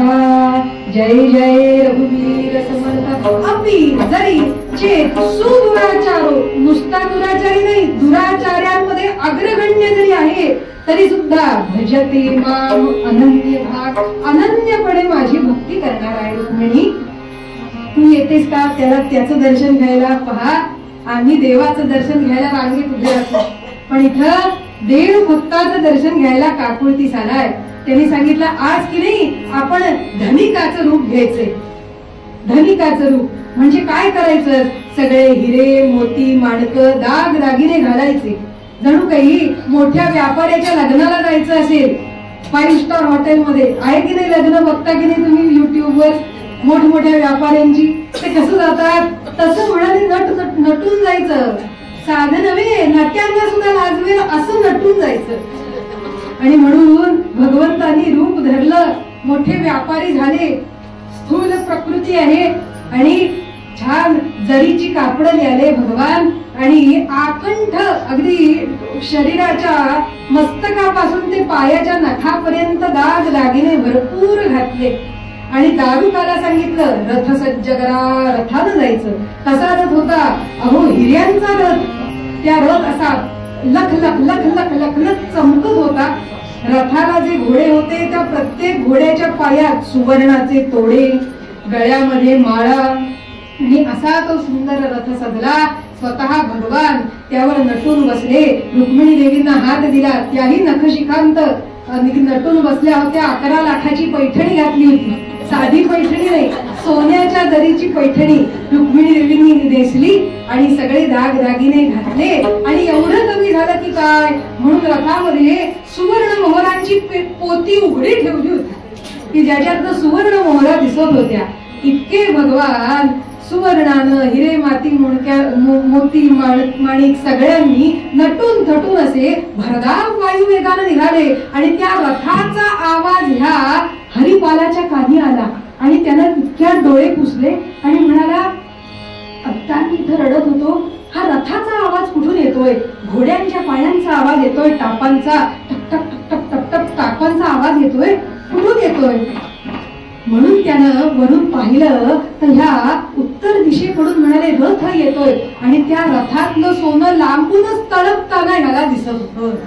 तर त्यानं पाहिलं, हा कोणीतरी शेठाड्या येतोय म्हणाले ह्या वाटेवर आणि आता ह्याला आपण अडवलं पाहिजे, आलेली संधी गमावता कामा नाही. त्यानं सगळे निराशा झटकून दिली आणि पंढरपुराकडे हात करून म्हणाला, भगवंता पाठवलास रे पाठवलास, कोणीतरी धनिक माझ्यासाठी पाठवलास. म्हणून हात जोडले, आपलं रडणं थांबवलं आणि म्हणाला, माझी प्रार्थना पोचली होय तुझ्यापर्यंत. आता मी ह्याला लुटतो पण खाली उडी मारणार इतक्यात विचार आला, देवा हा तुझा भक्त नसला म्हणजे झालं. एवढा धनिक दिसतोय आणि तुझा भक्त आहे म्हणाला तर नको नको, एवढी मात्र माझी प्रार्थना ऐक देवा. हा तुझा अभक्त असू दे म्हणजे झालं, हा नास्तिक असू दे, हा सेक्युलर असू दे म्हणाले, कम्युनिस्ट असू दे म्हणाले, हा तुझा भक्त नको, हा नीचपणा करणारा कोणीतरी असावा. म्हणून तो खाली उतरला आणि तो रथ या हरिपालाच्या समोर येणार इतक्यात हा हरिपाल हातात भाला घेऊन म्हणाला, सावधान. भगवंतानी रथ थांबवला आणि या हरिपालानं दांडीशी रथात उडी मारली आणि आपला सुरा उपसला आणि गळ्याशी ठेवून म्हणाला, कोण आहेस तू, सांग कोण आहेस, तुझं नाव काय, इथे कुठे चाललास, ह्या वाटेवर कशाला आलास, काय काम आहे तुझं. आणि अशा त्या नजरेतली जरब पाहून भगवंतानी घाबरल्याचं नाटक केलं, घाबरल्याचं नाटक केलं. आणि भगवान म्हणाले, आम्ही व्यापारी व्यापारी, आम्ही व्यापारी व्यापारी, राहू द्वारका नगरी, जाऊ भागा नगरासी, मिळविण्या धनराशी, आम्ही व्यापारी व्यापारी, आम्ही व्यापारी व्यापारी, आम्ही व्यापारी व्यापारी. भगवान म्हणाले, मी व्यापारी आहे. त्याने विचारलं, कसला व्यापार करतोस रे. हाच म्हणाले, जवाहिरी हिरे माणिक मोती यांचा. आता द्वारकेला राहतो, चाललो भागानगरासी म्हणजे हैदराबादला जाऊन मिळविण्या धनराशी. एवढं धन आहे अच्छा रथात, तरी अजून धनराशी मिळवायला चाललास काय. हो हो म्हणाले, मी तिकडे चाललो. त्यावर भगवंताला हा हरिपाल म्हणतो, आणि बरं बरं ह्या तुमच्या मंडळी दिसतायत एवढ्या नटलेल्या. होय म्हणाले, ह्या आमच्या मंडळी आणि आम्ही आता व्यापाराला चाललो. आणि हरिपालानं हळूच विचारलं, काय रे तू कोणाचा भक्त आहेस का, आमच्या पांडुरंगाचा कृष्णाचा, द्वारकेला राहतो म्हणतोस म्हणजे कृष्णाचा भक्त आहेस का. इतक्यात भगवंतानी त्याच्याकडे पाहिलं आणि म्हणाले, भक्त आणि मी छे, अरे त्या कृष्णाची काय भक्ती करायची, त्याने गोकुळी केली चोरी, त्याने गोकुळी केली चोरी, नारी लाविल्या गोपनारी, ऐका कपटी दुराचारी, श्रीहरी जाण तुझा. आणि भगवान स्वतःच्या मुखाने स्वतःची निंदा करायला लागले की तो कपटी दुराचारी कृष्ण, आम्ही काही त्याचे भक्त नाही, आम्ही कोणाचेच भक्त नाही म्हणाले, आम्ही आपले आपण स्वतःचेच मोठे सामर्थ्यवान आहोत. असं म्हटल्यानंतर हरिपालाला इतका आनंद झाला आणि तो म्हणाला, माझ्या भगवंताची निंदा करतोस, हरिबिन मुखाना दुष्टाम. हरिपालाला जो काही आनंदही झाला, रागही आला आणि त्यानं भगवंताचे केसच धरले. हरिबिन मुखाना दुष्टाम, केशा धरुनी तुलाची ओढीन, द्रव्य हरुनी मग तुमचे, यम सदनाला तुलाची धाडीन. देवा बरं झालं ह्याला पाठवलंस, हा अभक्त आहे, धनिक आहे, आता मी संतांचा सत्कार करू शकतो, हे सगळे तुझं धन हरणार आणि तुला यमसदनाला कसा पाठवतो ते पहा. असं म्हणून हरिपाल भगवंताचे केस ओढून त्याला खाली पाडणार इतक्यात मागून मंजूळ आवाज आला, हरिपाल अरे वेड्या काय करतोस. असा आवाज आला, हरिपाल ही मृदू मधुर हाक कुणी बरं मारली. म्हणून यानं वळून पाहिलं तर ज्ञानेश्वर महाराज आणि सगळ्या संतांबरोबर तिथं आले होते आणि म्हणाले, हरिपाला अरे वेड्या, तुझ्या या दीनत्वाला कृपा कटाक्ष टाकण्यासाठी, तुझ्यावर अखंड कृपा करण्यासाठी कृपेचा पाझर करुणा सागर भगवान श्रीहरी स्वतः तुझ्या समोर आला, पण तू त्याला ओळखलं नाहीस रे हरिपाल. तो म्हणाला, महाराज मी समजलो नाही, माझी काही चूक झाली का. अरे ज्याचा तू भक्त आहेस का असं ज्याला विचारतोस तोच हा खरा. ते म्हणाले, म्हणजे काय, मला नाही कळलं महाराज. म्हणून भगवान समोर जरी आला ना तरी सुद्धा नामधारकाला त्याला स्वतःच्या क्षमतेने ओळखता येत नाही, तिथे सद्गुरूची कृपा लागते. नाम घेतलं अखंड म्हणून भगवान समोर आले, पण ओळखण्याची दृष्टी देणारे सद्गुरू आहेत, त्यांच्याशिवाय भगवंताला कसं बरं पाहता येणार? म्हणून हा हरिपाल काकुळ तिला येऊन विचारतो, महाराज माझं चुकलं, मला सांगा तुम्ही. ते म्हणाले, हरिपाल अरे नीट पहा, तुझ्या प्रार्थनेची साद ऐकून समोर आलेला हा धनी दुसरा तिसरा कोणी नसून पांडुरंग परमात्मा रुक्मिणी देवींसह इथं आलेला आहे. तू धन्य झालास हरिपाल, तू धन्य झालास. संतांच्या सेवेसाठी तू धन भगवंताकडे मागितलंस आणि इतकं धन घेऊन भगवान तुला भेटायला आले, नमस्कार कर त्यांना. असं सांगितल्यावर हरिपाल रडू लागला आणि त्या धनिकाच्या म्हणजे भगवंताच्या पायावर डोकं टेकायला लागला आणि म्हणाला, मी नाही तुम्हाला ओळखलं, मी पाहिलेलं तुमचं रूप आहे ते सजल नीरदश्चा मतनू नवरत्न कचित सौवर्ण मुकुटचिर केशकुरा बोरी कलरिवाज ककुटया नटमुटी नाचिकस्तुती तिलक केशरी गंध हरिवा आनंदाचा कंद आनंदाचा कंद भाव भक्त सखा गोविंद. अशा रूपामध्ये दर्शन द्या अशी प्रार्थना केली आणि चतुर्भुज भगवान समोर प्रगट झाले. समचरण सरोजम सांद्र नीलांबुदाभं जगननीत पाणिं मंडलं मंडनानां तरुण तुलसी माला कन्नरं कंजनेत्रं सदय धवल हासं विठ्ठलं चिंतयामि. पंढरीनाथ महाराज की जय. आणि भगवंताचं महामाया रुक्मिणी देवींसहित दर्शन घेऊन हरिपाल धन्य झाला आणि भगवान म्हणाले, हरिपाला काय हवंय तुला सांग. पहा तुझ्यासाठी एवढा सगळा रथ भरून धन आणलंय, घे, हे तुझंच आहे. हरिपाल विनम्रपणे म्हणतो, देवा आजपर्यंत एवढं धन मी पाहिलं नाही. आजपर्यंत धनाकरता मी खूप कष्ट केले, उपवास केले, नियमानं राहिलो, अखंड नाम घेतलं, माझं कर्तव्य केलं.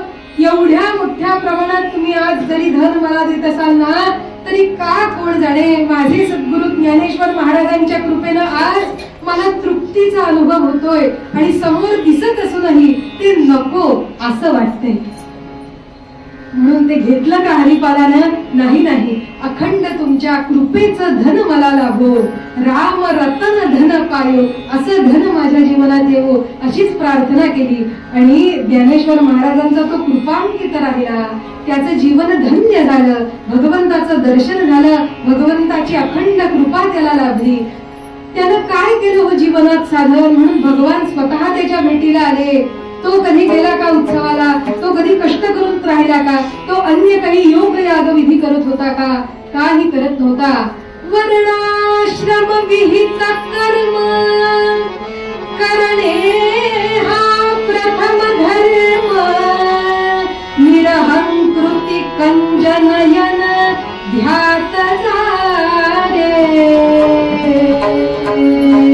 आणि एकच त्यानं आजन्म काही केला असेल तर सदा श्री हरीचे नाम मुखी, सदा श्री हरीचे नाम मुखी. गात जा रे, गात जा रे, गात जा रे, श्री हरीचे नाम मुखी, सदा श्री हरीचे नाम मुखी. गात जा रे, गात जा रे, गात जा रे. जय जय रघुवीर समर्थ. श्रोते हो, तुम्ही श्रोते जगदीश मूर्ती, या सगळ्या जगदीश मूर्ती श्रोत्यांच्या सह आमचे हे दोन्ही पूज्य साथीदार, त्या दोघांनाही वंदन करते. आणि आजची झालेली कीर्तन सेवा, इथली सगळी सेवेकरी मंडळी, श्रोते मंडळी, आयोजक या सगळ्यांच्या सह श्री महाराजांचे चरण कमली आपण अर्पण करूया आणि एकच मागणं मागूया की महाराज अखंड नाम आमच्या मुखात राहो, एवढा आशीर्वाद द्या. असं म्हणून झाले कीर्तन शेवट गोड. कीर्तन